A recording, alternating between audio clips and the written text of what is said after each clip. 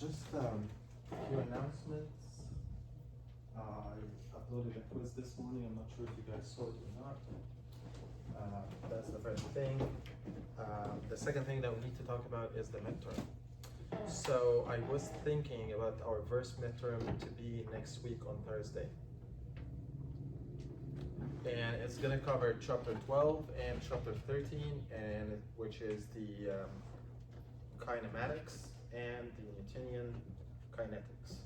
Okay, so just is going to include, I believe, until where we are going to stop today.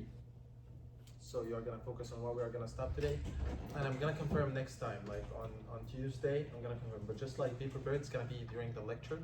It's going to start at 11 and end at 12:15. So you'll have how many minutes? 75 minutes. Okay. You will be allowed to have only the equation sheet. You're not allowed to have anything. It's just calculator, pencil, and your equation sheet, nothing else, right?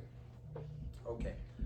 To study for the midterm, I believe I have like a revision that I have done before on like you maybe like I was solving questions. The students from last year, they asked me. I didn't do a revision, but they have questions, so I hold a Zoom meeting before the exam, and they just all of them came and started asking questions about homework, about other things, and we started discussing things together. So if you guys have any question or something, just send me an email, and we try to find 1 hour that we can meet and try to answer your questions before the exam. Or you just watch the video from last year. I believe it covers everything. I'm gonna post it on campus, okay? All right, so last time we started talking about Newtonian kinetics, and as I said last time, I believe that's me, right?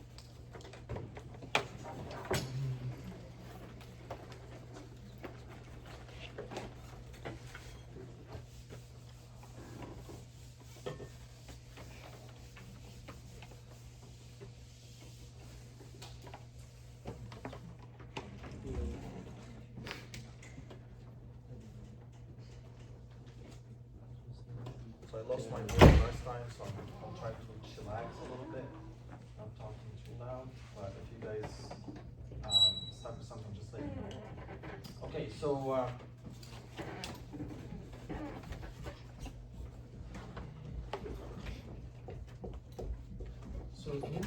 Newton's law is just one.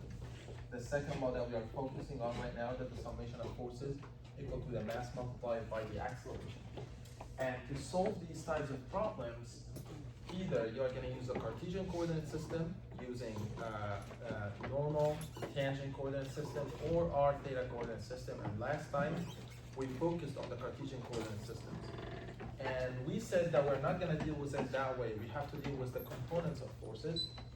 So that's why we take the scalar version of this equation, and it was like the force in the x direction equal to the mass multiplied by the acceleration in the x direction, and the force in the y direction equal to the mass multiplied by the y direction. And you have to pick a direction that is positive. Like let's say all the forces, all my positive direction that way, and the positive direction that way. That's why we draw a free body diagram and a kinetic diagram. Free body diagram, we put the forces. Kinetic diagram, we put the acceleration and the directions. Okay, and we solved it in a spring example, but today I might solve, actually let me solve it. Another spring example which is completely different from last one. Last one, we had a shaft that is vertical and there is a collar that is moving on that shaft. This time I'm gonna have a horizontal shaft like this. And I have a collar that is moving on this shaft, and there's a spring attached to it here.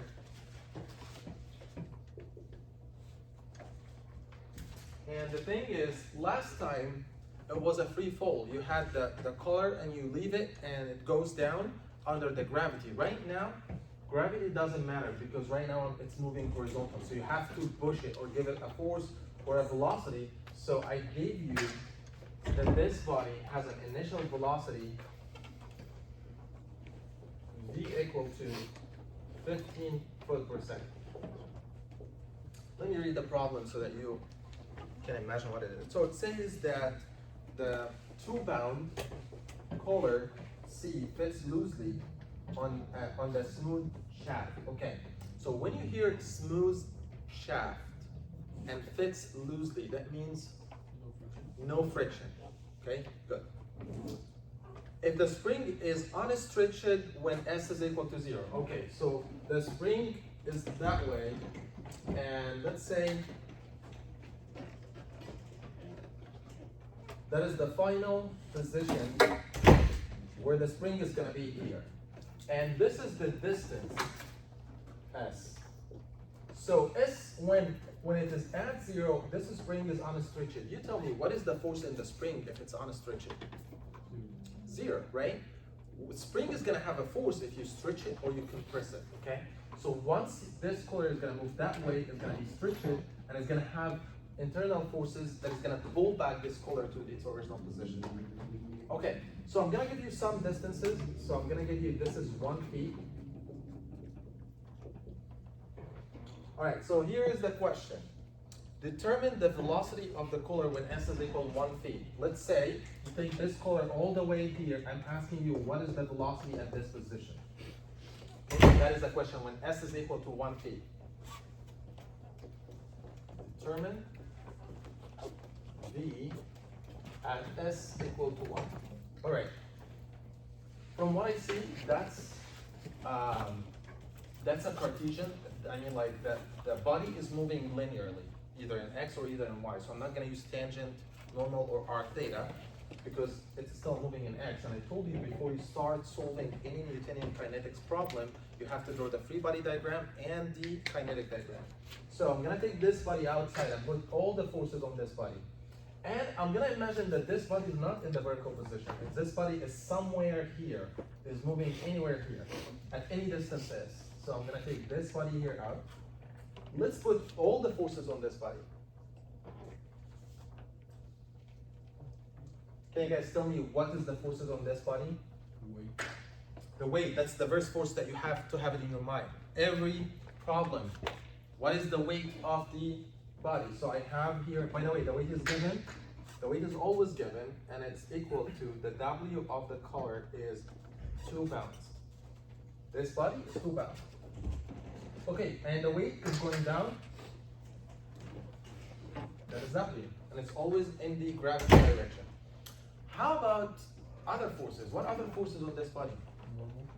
There's normal force. As soon as weight is going down, there's a reaction from this other surface that is resting on it. Like if I'm saying my collar is here and if the weight is going down, so if there's no normal force, this body's gonna fall. So there's always normal force. So remember, any body, there's always weight and there's always reaction from the surface on the body. Unless there is no surface that this body is resting on. Okay, so I have the normal force is definitely, it is perpendicular in the body and it's going up. The normal force. What other forces on this body? The spring force, excellent. So, where's the spring force? Here's my body, and actually the spring is attached to the middle. So, my spring force is somewhere here at the spring, at an angle theta. This theta I don't know, okay? Maybe I know at the position that he is asking me at, like I know S is equal to 1 and here's 1, so I know this angle is 45 degrees. But what I'm gonna do right now, I'm gonna get as general forces at any position, maybe 0.5, 0.4, whatever. Okay, so the weight is easy. I mean, like it's already given, 2 pounds. The normal force, I can know what is the normal force is. But let's find what is the force in the spring. That's a little bit difficult. If you guys remember last time, do you remember what is the force in the spring equal to? K times delta, right? The stiffness of the spring multiplied by the delta inside the spring. If the delta is a stretched, that means like it's positive. If it's compressed, that means it's a negative force. Like if I want to make this problem difficult, I would tell you that this spring was compressed before the motion. And then it started to be stretched. So let's say it was compressed 0.25 and you stretch it 0.5.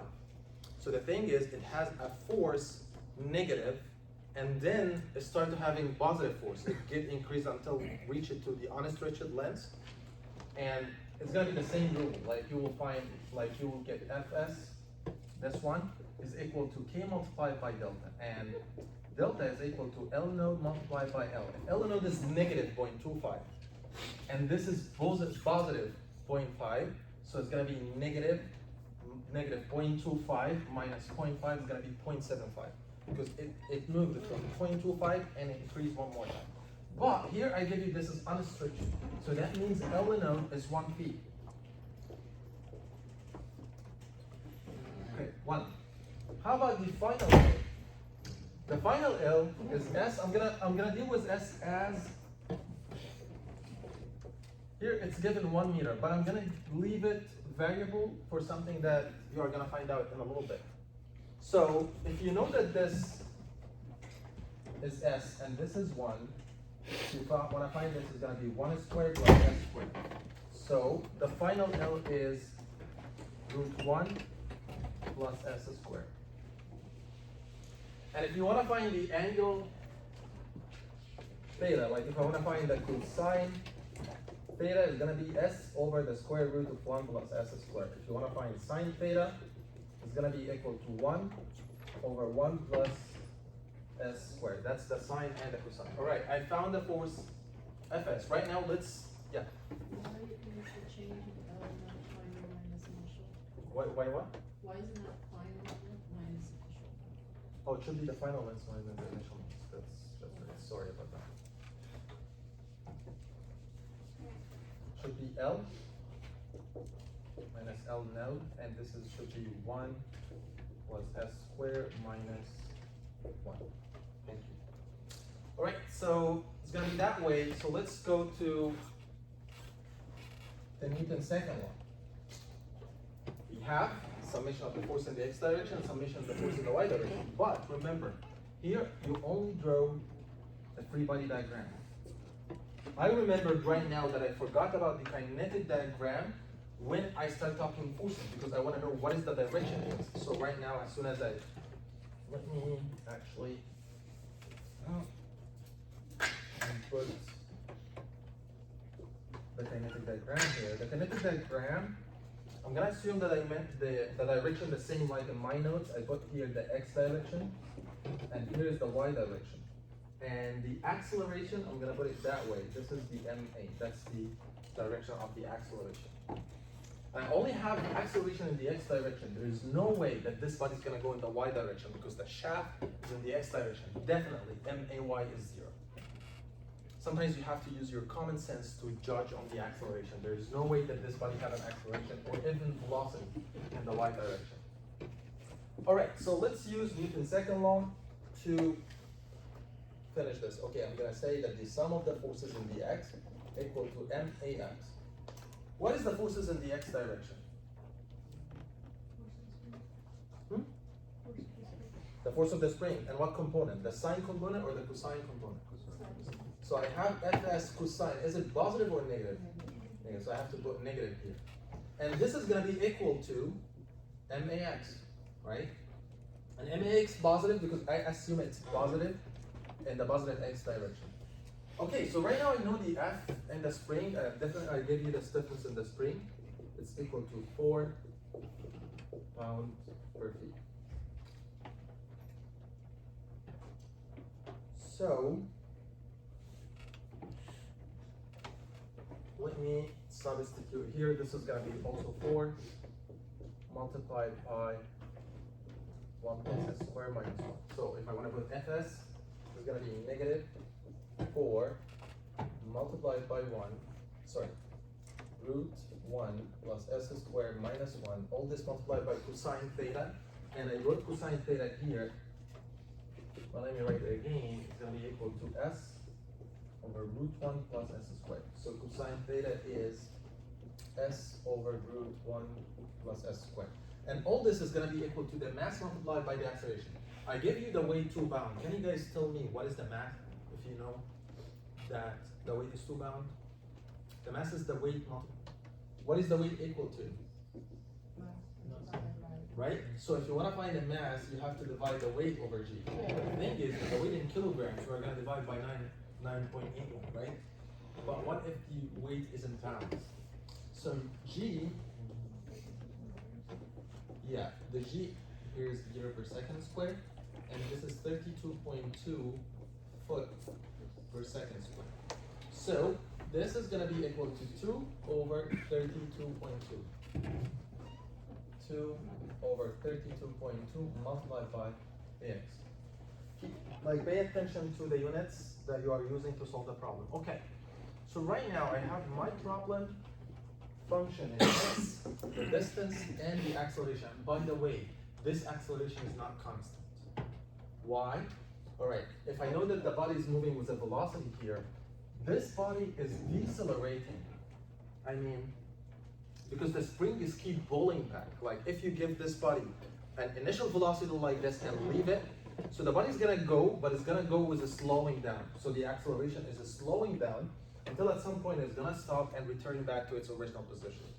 So the acceleration is decreasing, or I mean, it's a variable, so I can't assume that it's constant. So to do this, I have to find a relationship between s and ax. And what I'm asking you for this problem, I said determine, yeah, here I put it. Determine the velocity v at s equal 1 meter. I want to find out what is the velocity here. And by the way, let me ask you, do you think that the velocity is going to get bigger or smaller? Smaller. Why? You give it and the spring is pulling it back, so it's going to get smaller. And it's just 1 feet, like we are talking about. After s is equal to 1 feet, that means like you push the body just a little bit, not that much. So I don't expect that the velocity is gonna be that much lower. But if I told you after 100 feet or after 30 feet, so it's gonna get really low. All right, so let's continue the problem. The thing is, we need to use chapter 12 to substitute with the acceleration in a way that we can solve this equation. So if you guys remember that the A is equal to dv dt, and dv is equal to ds dt. So if we want to find dt, it's going to be equal to ds over v, and also equal to dv over a. And this is where, if you guys remember, we said that v dv is equal ads. Do you guys remember this rule? That was like in the first lecture. All right. So right now, I have a as a function in ds, and I have v dv. So somehow I can use this to do something here. Like, I can remove a dx, and I put that a is equal to v dv over ds. So, and this is the velocity of x, because here is the acceleration of x. Like, if this is ax, this is going to be vx and dvx. So I can say that this is equal to vx dvx over ds. And now I can write this equation in a differential. I can say that -4 minus 1 multiplied by s over √1 plus s squared. And then I'm going to take this ds here. And then I'm going to have here 2 over 32.2 vx dvx. I have a differential equation, and it's well organized. I have function in s and ds, and function in v and dv. So I can integrate both sides on the boundary of the integration. When you have a variable movement, like the velocity is not constant, you cannot say, oh, I can get this right away. No, you have to integrate all over the distance. So I can integrate both sides. This body started at s equal to 0, so s here was equal to 0, and end up at s equal to 1. And the velocity initially, v naught, was equal to 15 foot per second until it reaches to a velocity v that we need to find out. All right, this integration is a little bit difficult, but you know, like if you use the diverse principles of the integrations, I'm not sure if you guys remember, you try to deal with that this is the main function and try to make sure that its derivative is outside. And when you integrate it, this is going to be increased 1. But you can use your calculator to do this. You guys, have you done the integration on the calculator? You can make this x and put the boundary conditions. And since the boundary conditions are known, so you put 0 and 1 and integrate this function. So it's gonna give you, this is very easy to integrate. This is gonna give you, once you solve it, this integration is gonna be equal to bx squared over 2, it's gonna be 1 over 32.2, bx squared from b node to b, which is equal to 1 over 32.2, v minus 15 squared. And then, finally, once you find the value of this, you can find the value of v is going to be equal to 14.63 foot per second. Does anybody have any question? All right. So now I'm gonna end this is the end of the part when the body is in a Cartesian coordinate system, like either the body is moving in the x direction, like this body, or the body from last time is moving in the y direction. But what if our bodies are moving on a curve, what we should do? If our bodies is moving on a curve, definitely you can use the x and y direction, but it's gonna be really, really difficult. So that's why we use the tangent normal when we have a varying radius of the curve. Like the curve is not having one single radius, like radius keep changing, so we'll always talk about the tangent and normal. And one great application on this, as we talked before, a car is moving on a curve, or you are taking an exit to from the highway, that your car is moving on a curve, and once you are driving the car, you have to generate a normal acceleration to keep yourself on a curve. Like when you're driving the car on a curve, your bodies want to go this way because you want to move on a straight line. But you make the car to move on a curve, so you are forcing the car to be on the curve. So you basically, your car have to generate a normal acceleration to be on the curve. And just like to understand the concept, like here you are moving straight and this is the curve. Here's your car, there's no normal acceleration, your car is moving and your body is stable. But once you want to force your car to move on this curve, so your body wants to be on the straight line, but you are keeping your car. But the thing is, you want something to help you with this acceleration. You can't do it by yourself. Like if we design the road to be flat on the curves, as I told you before, the car might leave the curve. So the transportation engineers, when they do the geometric design of the road network, they try, when you have a curve, they make the road something like this, a little bit with a slope, so that you have a weight component coming from the car help you, so that the car have a component that goes that way. And the more this curve has a higher velocity, like the more velocity, because do you guys remember what is the normal acceleration is equal to? V squared over rho. So the more velocity that you are moving with, like let's say that you are on the road with 60 miles per hour and there's a curve and you shoot 100 miles per hour. So maybe you will not be able to hold it back. So you need a huge component of the weight of the car to help you not to leave the curve. Okay? So let's see this in an actual drawing. Okay, let's say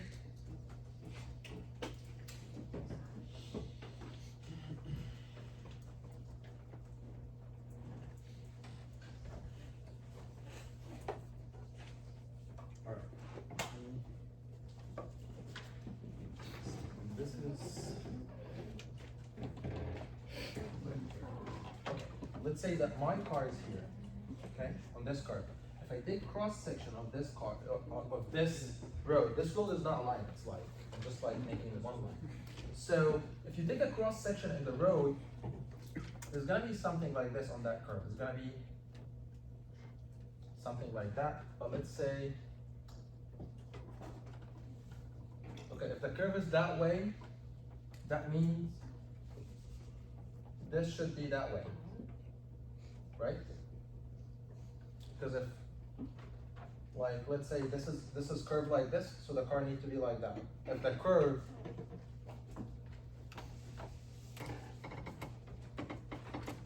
let's say that your road is something like this.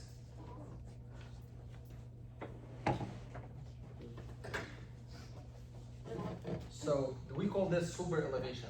Like if you are taking a curve like this, so your super elevation is something like this. So that's the cross section of the curve. If you are taking curve like this, so the super elevation is something like this.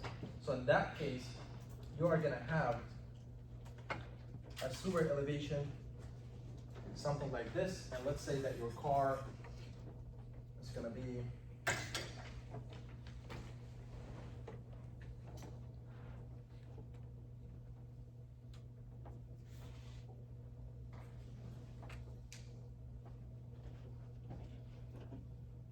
something like this, and you are here, and this is the tires, and I'm looking like I'm taking a cross section. Your car is coming out of the board. You guys understand this? Okay. All right. So let's put the some axes. If I want to map the tangent and normal, my car is here, so definitely the tangent is in the direction of the car. So the tangent is coming out of the plane, like somewhere here. It's coming out of the plane. I can't draw it because it's coming out of the board.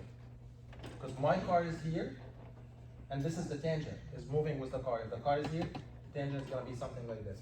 The normal is going to be something perpendicular to the tangent, something like this, and it's going towards the curve, and it's going to be something like this. That's the normal. Okay, and the tangent is coming out of the curve, and it's something like this. And this is how you represent it here. So I take it like this and put it here. All right, this is the normal, and I have the z direction. The z is the gravity direction. This is a horizontal curve. So the z is going down. The tangent is in the plane, and the z, the gravity one, is going down. So if I want to put it, it's gonna be something like this. Let's say that this is the z, and I'm gonna put the z up, positive, something like this. And if I want to map the forces, let's say that we want to map the forces on this car. Can you guys tell me what are the forces that are acting on the car? First force that I told you about is the weight. So let me put the weight force. The weight force is gonna be, it is always in the negative z, or in the gravity direction. That's the weight. What is the second force? I told you there's two forces that are always there. The weight and the normal force. So the normal force is that you are on a surface, the surface is acting a normal force on you. Like if I put my hand here, if there is no normal force that acting up on my hand is gonna fall. So there's a normal force here, yeah. So that N is the centripetal force? The what? That N? No, the N, this is the axis. Oh, okay. The x direction, that's not force. Z is an axis direction, and this dot, usually when there is out of plane thing, we make like a circle, and dot, that means that there's an arrow outside of the plane. It's coming out, and that represents the tangent direction. All right, so I have the weight, and the second thing that I have, and always the normal force is perpendicular to the surface. Okay, so my surface is that way, so my normal force is something like this. And definitely in real life, it's normal force on the tires, but like the tire number one has a normal force, and the summation is gonna be in the middle between them. Okay, that's the normal force. What other forces that I have? Friction. Excellent, friction. Do you know how many frictions that the car have when it's moving on a curve? 2? Excellent. I don't know, it depends on what is in your mind. Let me tell you, if you guys said 2, what are these 2? Okay, so let's think about it. First, the car needs frictions to move, and we call this the dynamic friction. Like the car to move, you need if your tire is rotating on the air, the car is not gonna move. Like let's say that your car is stuck in the sand, and there's enough friction, so the car is not gonna move. It's gonna rotate on itself. So it needs a friction underneath it so that it can move faster. That's why we use pavement that has a high friction. So that's the dynamic friction to keep the car moving. But there is another thing is, let's say that your car is here,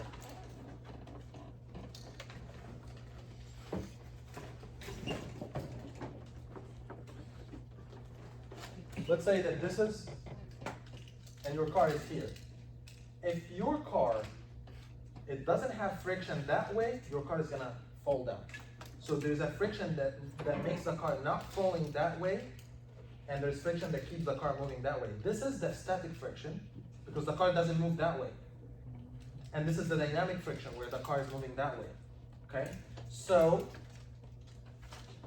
there is a friction in that way, let's put it that way, and let's say the car, when I go down, so the friction needs to be in the other side, right? Because it's in the opposite direction of the movement. Like, let's say this car is on an ice, and you put it that way, then it's gonna slide down. You need a static friction that keeps this car here. So, the car wanna slide down that way, so the static friction is gonna, so let's say F friction, F is static.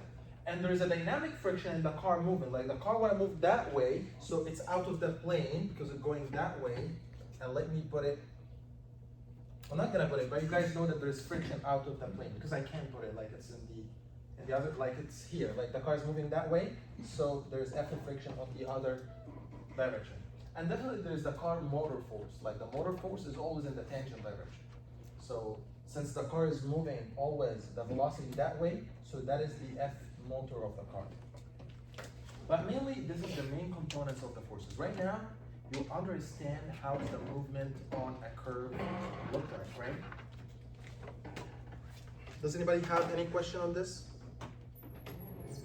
Any confusion in the direction? I know I did a lot of profile, cross section.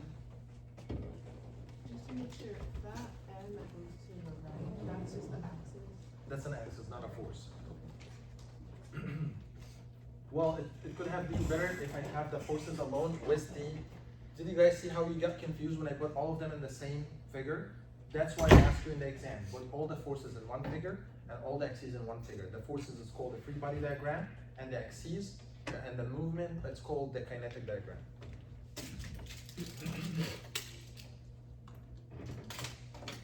All right, so let's solve a problem on this.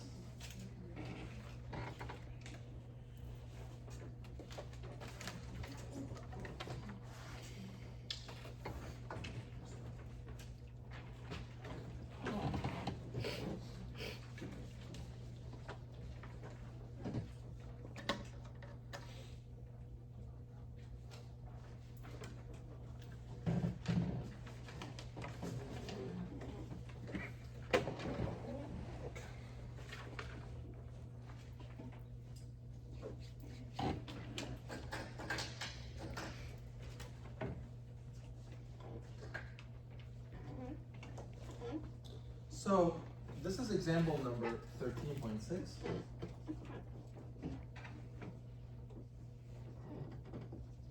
By the way, the example that I solved it here, this one,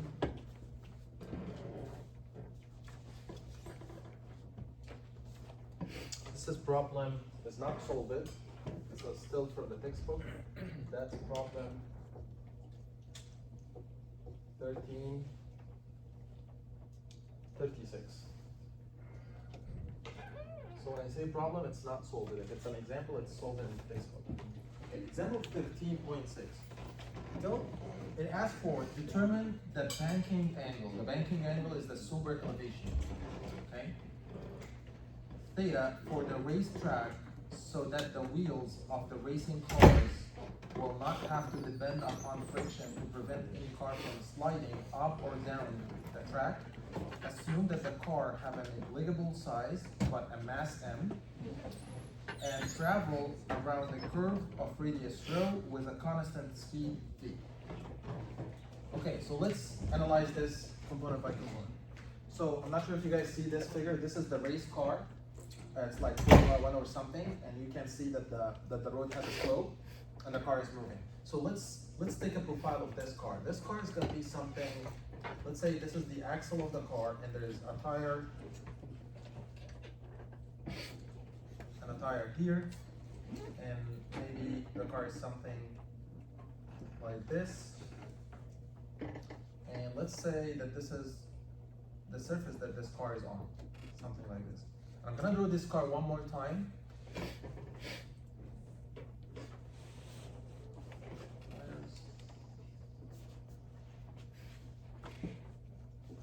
this is a profile of the car, and this is where the car is.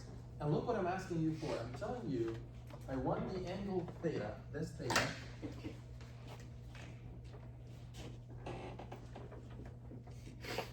that's actually really, really important parameter when we design roads. It depends on the speed of the road. Like based on the speed of the road, we are gonna determine what is the angle of theta. But there's other parameters. But let's see what is he's asking for, because he's asking for one extra component. It asks for the theta so that the wheels of the racing cars will not have to depend upon friction. Like let's assume when you are driving this car on the maximum speed, your car doesn't have to depend on friction to maintain to be stable. So basically I'm telling you, you need a weight component of this car to balance. Like if you look here, okay, let's say what is balancing this car from not moving that way, it's not only friction, okay? So you have a weight component here and you have a normal force here. So the thing is, you want to find out what is this angle theta if the friction is gone. What is how we can calculate this angle theta? Okay, so let's do it. Well, okay, first I'm gonna put the forces on this car. You guys tell me what forces that we have here. Where is the weight? And then normal force. And I was about to say friction, but he just told me that this car cannot depend on friction. So friction is equal to 0. Because that's what he said here. He said, so that will not have to depend upon friction to prevent any car from sliding up or down. So I cannot depend on friction. So I'm gonna assume that this car on a smooth surface. Okay? So this is the forces that I have here.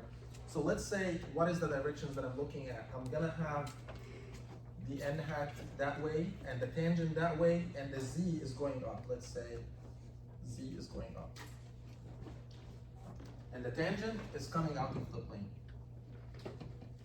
All right, so by the way, I told you that I can, like here I have mx, max, may, same thing, like if I want to find the sum of the forces, this can be equal to, I put this last time,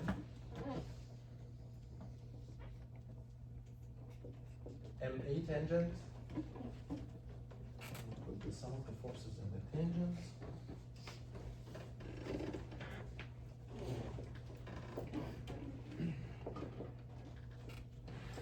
Sum of the forces in the normal equal ma normal. Okay? But still, if your car has a z component because of the weight, you can also still say if the sum of the forces in the z direction is going to be equal to m's direction. Okay? All right. So let's see what we have here. Let's apply the verse rule. I'm going to apply the normal direction first.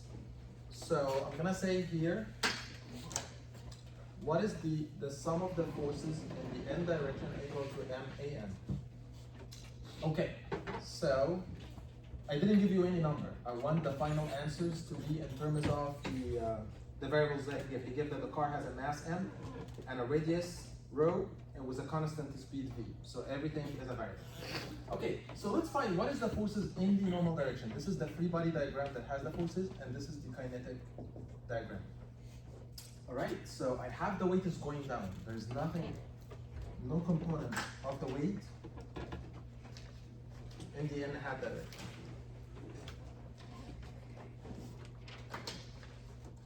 All right, so I have n has a component, vertical and component that way. Like if you wanna, n is something like this. So it has component, and let's say this is theta. If this theta, this angle is gonna be theta. Why? Okay, let's say this is geometry, theta, and I want to find this angle. This is where the n at. This and this equal 90 degrees, and this equal 90 degrees, so this is equal to this. So I can say that this is theta, so n is going to have two components. One component that has cosine, put it right here.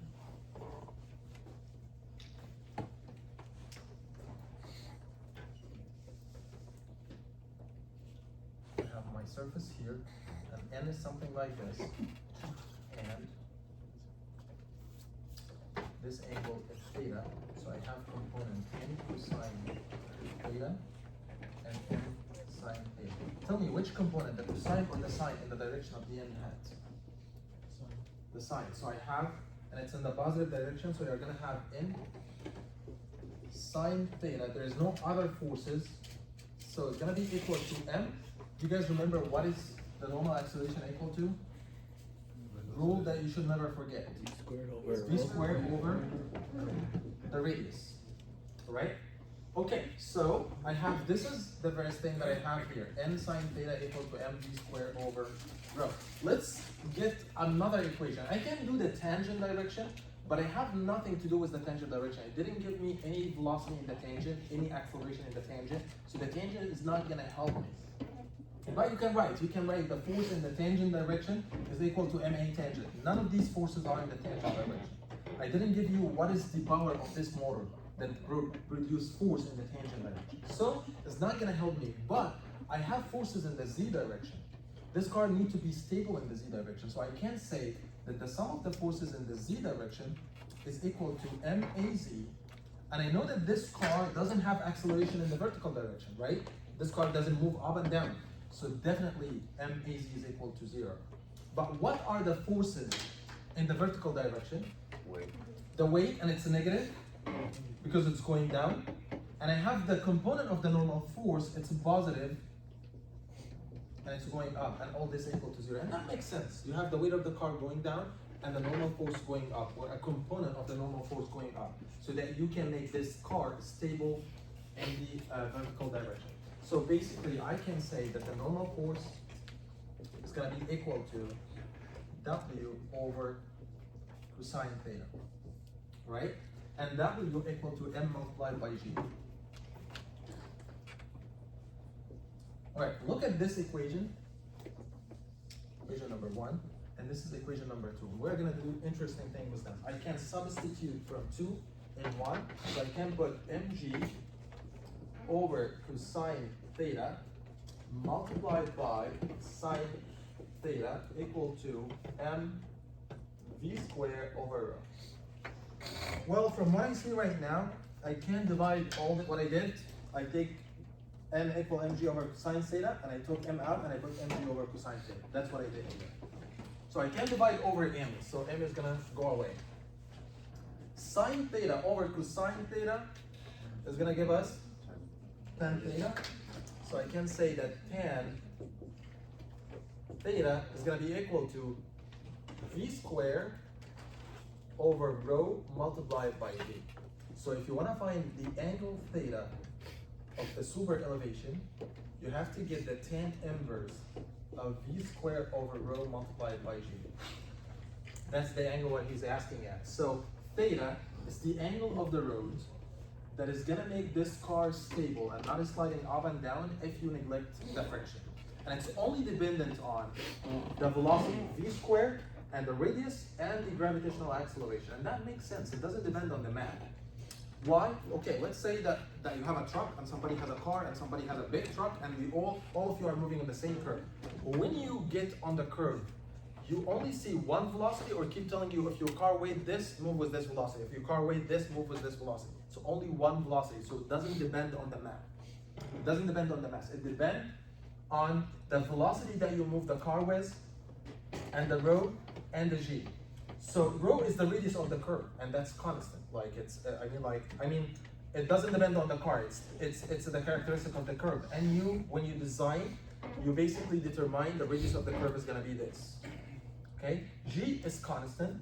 All the thing that you can control is the velocity. So basically, that's why you put a sign on the road and tell the cars to move with a specific velocity, because you already know what is rho is and what is g is, and that's actually the safe velocity that is gonna keep you on the curve. Okay? All right, so let's solve, oh yeah. What about for areas that have different climate? Like for areas where there may snow and then the condition of the road changes? The condition of the road changes ask you to slow down, right? Because there will be no friction at all. So that's why they keep telling you you have to drive with cautious, or the ground is wet or something. That's why they put it that way. But the thing is, some curves, you guys like notice, not all the curves have the same speed. Sometimes when you drive, it tells you that the maximum speed is 45. Some curves tells you the maximum speed is 25. All this because of the radius of the curve. Not because of you, not because of the car. It's that like the radius of the curve on this road is like very, very wide. So basically it's almost a straight line. You can use a high speed. But if you see that the radius of the curve is very small, that you have to turn in a circle, you will definitely find that the speed is 25 miles per hour. But if you find that the curve is not like a circle, it's like something that is really wide, that you want an exit like this, that the radius is big, so then the speed might be 35 or 45. Okay, so that's how it is. All right, so let's solve another example.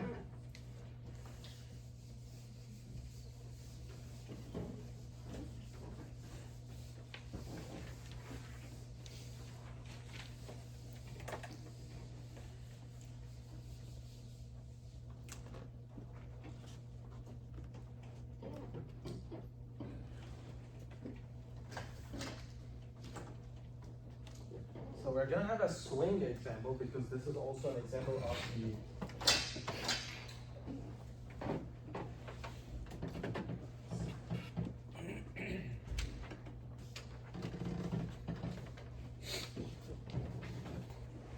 Let's not solve the problem from the textbook. It's problem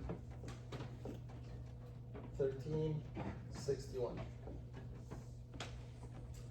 All right, so we have a kid on a swing, and the swing is here at an angle 60 degrees.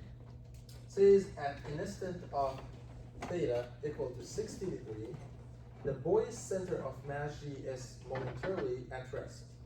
So you go all the way back, the kid stopped and then left himself. So he momentarily stopped, so he's starting from rest at this angle. Determine his speed and the tension in each of the two supporting chords. Okay, so this is not one chord, this is two chords, one left and one right. So I'm asking you, determine his speed and the tension in each of the two supporting chords of the swing when theta is equal to 90 degrees. So this is the 0 theta, and this is the 60 degree, this is the 90 degree. So basically he came all the way down here. So I'm asking you, when is here, what is the tension and what is the speed V? Okay, so I'm asking you, what is the tension, and pay attention that it's 2T because it's two chord. Okay, and I asking you to neglect his size and the mass of the seat and the cord. Okay, I'm asking you to neglect the size and the mass of the seat. So it's only the mass of the kid, not his seat, not the cord. We're gonna neglect all that. All right, let's see what information that we have here. The mass of the boy is 60 pounds. All right, and I want an angle. So this is theta node. The theta final is 90 degrees. That's the information that I have here. All right, as any Newtonian problem, draw free body diagram and kinetic diagram. Okay, I'm gonna draw that body as something like this, like circle. Let's say that this is a boy. And what are the forces on this body? The first force is the weight, and it's always going down in the gravity direction. All right, is there any normal force here from a surface on the body? This body is not resting, it's in the air, right? There's no normal force, but there is the tension in the cord, right? This thing is pulling him out. So I have, and here I have two cords, 2T, one in the left and one in the right. And I'm asking you to find in one cord. Okay, so I have 2T here, and that's all the forces that I have here. I don't have any other forces. All right, so, and let's solve this problem. Like when this guy come here, or this kid come here, it's gonna be something like this, two cords, and this is a chair or something. So we have a tension here, and the tension angle. But I want to find this at a general location when he started here. Okay? Alright. Just pay attention that this is the angle equal to theta. Alright. So the second, that's the free body diagram. Let's do the same thing with the kinetic diagram. I'm gonna put the dimensions. Okay, right now the dimensions are tangent and normal, not x and y. Here I put x and y because we're moving x and y. Here is tangent and normal. I put the normal in this direction and the tangent is coming out. Okay? You guys tell me, where is the tangent and where is the normal? Why wouldn't you use like radius theta? R theta, you can use R theta. But I give you the information here just to help you with the tangent and normal. But you can use R theta. Which one is easier? Tangent and normal, because if you remember the equation R theta, it has a lot of R dot and R double dot and a lot of stuff. But this one is just V square over rho. That's the A normal. Like if I told you anybody on a curve, and I give you this, and I ask you for, if I give you what is the normal acceleration, the normal acceleration is the V of the body and the radius. Like this is V and this is rho. So AN is V square over rho. The other one, it has, I don't remember, like a lot of R dot, theta dot, 2, R theta double dot, it's a lot of stuff. Okay, so let's here map the tangent and normal direction. So that's easy. I know that the tangent is always tangent to the curve and the normal always going to the center, and this is the center. So I know that this is the tangent and this is the normal, and so I want to find the tangent acceleration is going to be that way. You guys tell me, do we have tangent acceleration here? Yes, we have, because this is if it doesn't have a tangent, it's not gonna fall. And do we have normal acceleration? Yes, it's going in the normal, so we have both. So we have MA tangent, and we have M.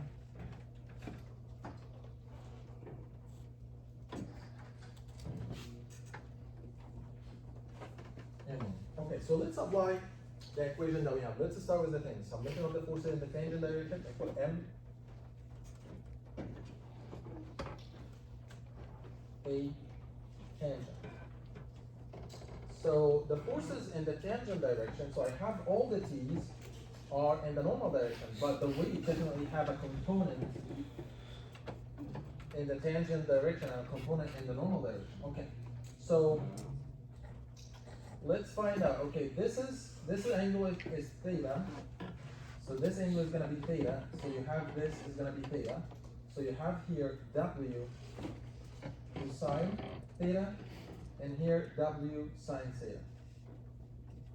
So the tangent component of the weight is gonna be equal to W cosine theta. This is in the direction of the tangent. It's gonna be equal to the MA tangent. And basically, here I can say, I can divide over M. The W is mg, so I can take this out and I put mg. And I divide over M, so A tangent is gonna be equal to G cosine theta. I got it from the first equation. Is that clear? Okay, so let's do the second equation. I'm gonna do it up there.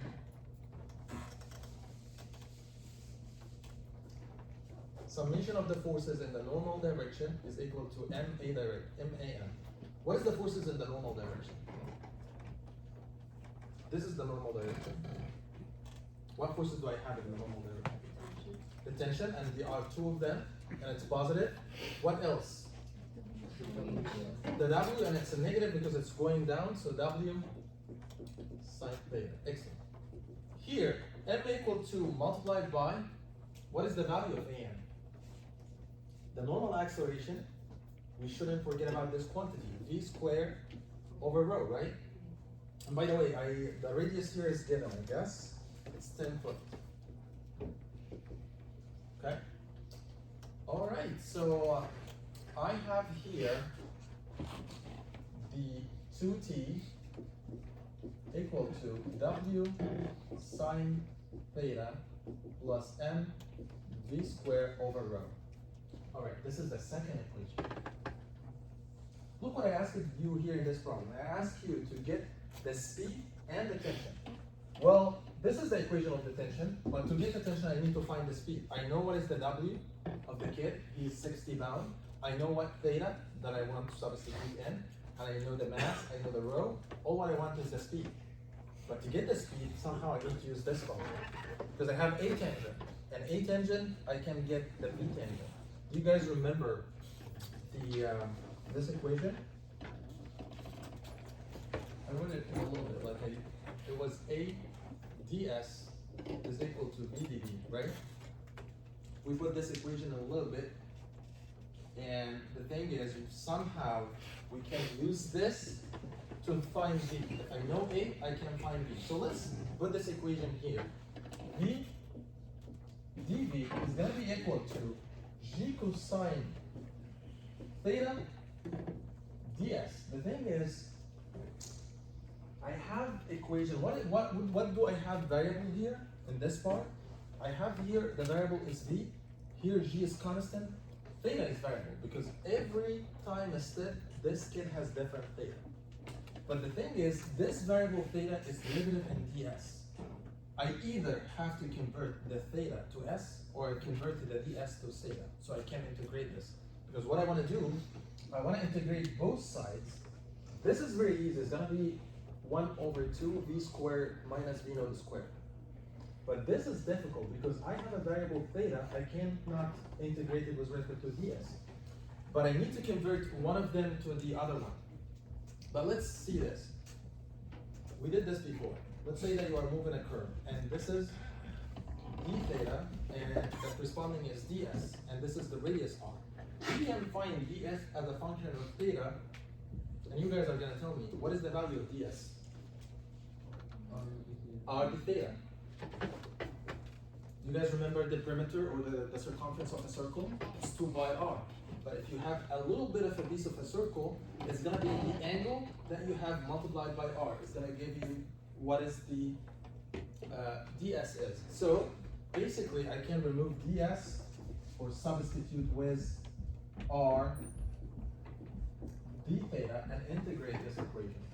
And when I'm integrating this equation, I'm integrating from v naught, which is 0, because if you guys remember in the problem he told me, determine his speed and the tension.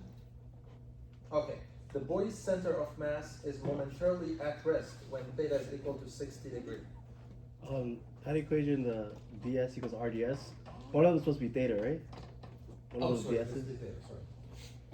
Okay, thank you. Okay, so it started here when theta equal to 60 degrees, the velocity was 0. And what I want to find out, what is the velocity at theta equal 90 degrees? So this is the boundary condition of V. You guys tell me, what is the boundary condition of theta? 60 to what? 90. So 60 is pi over 3, pi over, yeah, pi over 3. And here is pi over 2. The 90 degree. That's what we, or you can keep it 60, whatever you like. Theta equals 60, theta equals 90 degrees. Okay, so let's do this. So this is gonna half multiplied by v squared minus v naught squared. And this is gonna be equal, guys, integrate cosine theta d theta. R is constant, g is constant. I can take both of them out. So I can take rg out. The integration of cosine is gonna be sine. So this is gonna be sine theta, and theta from 60 to 90. So this is gonna be rg sine 90 minus sine 60. So basically, once you solve this, this is R is 10 foot. The G is 32.2 feet square per second. V naught is 0. All I want to find out is V, so you'll find that V is equal to 8.24 feet per second. That's the velocity V. That is the first ask in that problem. What is the second ask in this problem? I asked you to find the tension T in that cord. So basically, you are going to substitute with the weight, 60 pounds, and theta is going to be, you want to find the weight, the theta at the end, so it's going to be sine 90, so it's going to be 1. the mass is gonna be equal to 60 over 32.2. V, we just got V, you got it, you put it square, and the radius is equal to 60 foot. Let me put it here. So you are gonna have 2t is equal to W is 60 pound sine 90 degree plus the mass, which is 60 over 32.2 multiplied by V square. We just got the V square 8.24, and all this divided by the radius is 10 foot. So you'll find out that T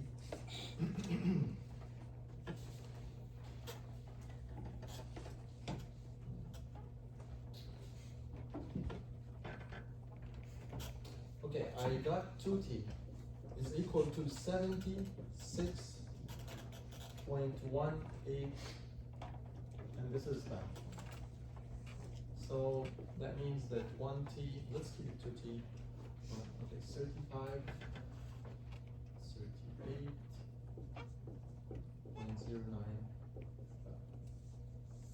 that's the t. I want you to notice, this is 2t, right?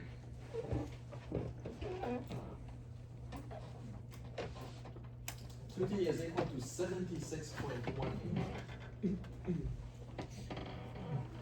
And the mass is equal to 60 pounds. So when the body came here, the tension, by the way, the tension in the cable is different at each position. So the tension in the cable, if you are here, is going to be different. If you are here, it's going to be different. Why? Because the component of the weight is different. Okay? So you will find out that we got the 2t is 76.18, and then the 1t is 38, and that's all what is needed. Okay, let's say, see here, okay, determine the speed and tension.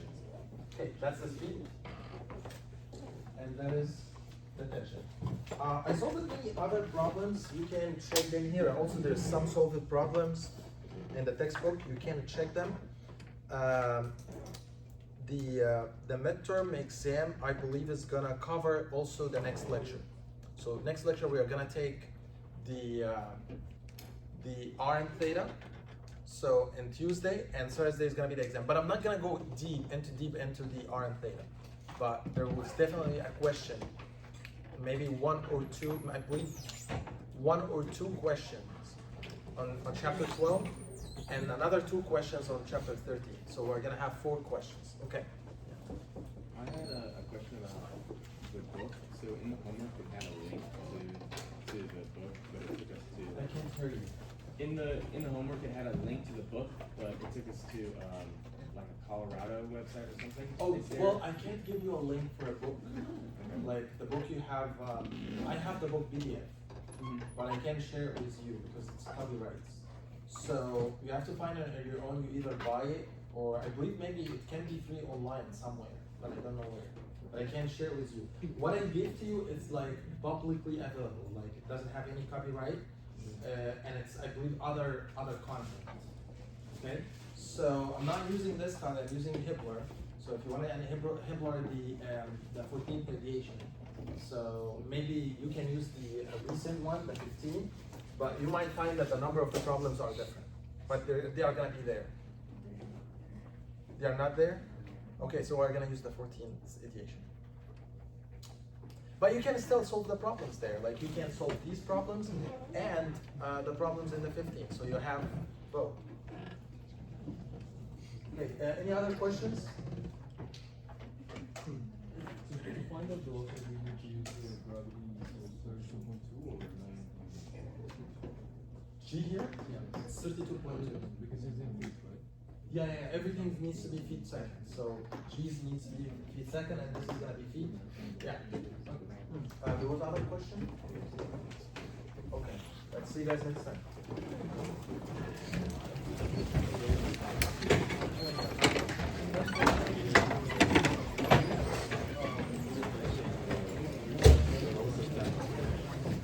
No, the tension acceleration wasn't 0. It just wasn't 0. Oh, Oh, it wasn't. Yeah, it's not gonna get you anywhere. I mean, like, I didn't give you anything in the hands of the room. Oh, did you any forces? So I only have information about the normal and the marine. Oh.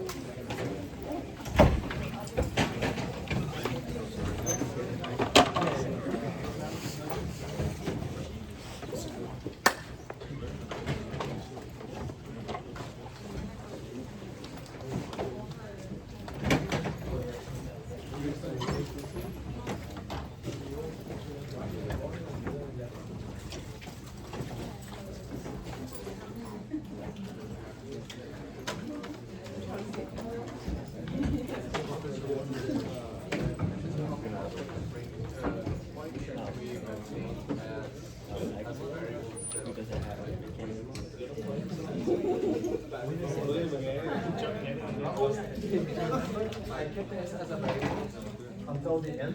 You're right. And then I had to do the equation. When I put it in the equation, oh, your question is why I didn't substitute it as equal to 1? Because the acceleration and the velocity are variables.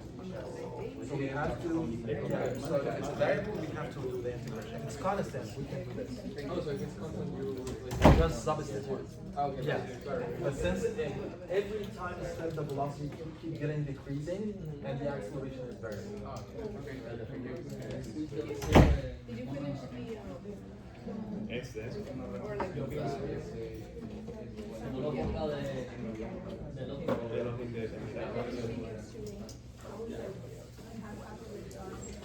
she said it. I was checked out. Yeah. Thank you, Professor. Thank you. Have a nice Thank day.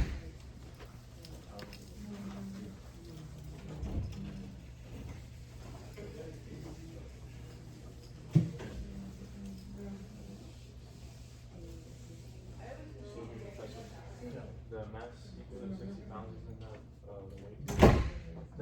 That should be the weight, sorry. Okay, and there, it's 60 divided by 32.2 because that's the mass. Which one? It's up. 2t, here's the weight. So I have 2t equals w, and Yeah, here's the the mass, mass. 60 over 32.2. Yeah, so I have here is weight, 60, and here's mass, 60 over 32.2. Oh yeah, this is, I'm supposed to be right up in front of the number. Thank you. You said the exam is on Thursday? Next week? The midterm, yeah, it's gonna be on Thursday.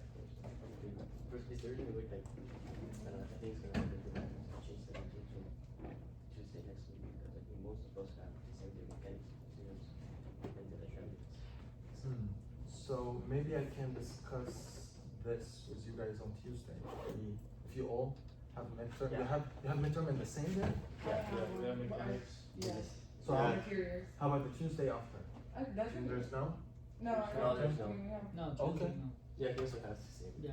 Alright, so maybe I can discuss this. I can send an announcement, just a heads up for you, and we can make it the week after. Okay, perfect. Thank you so much. Sure. Thank you so much. The equation sheet is the one we have memorized. Yeah. Yeah, the equation sheet has 2 pages, front and back, but the thing is we didn't get to the back yet, so it's supposed to be, you can use the one in the front. Okay, thank you. Thanks, have a Have a good good day. one. Dynamics and mechanical materials. Thank you, Professor. Thank you, have a good day.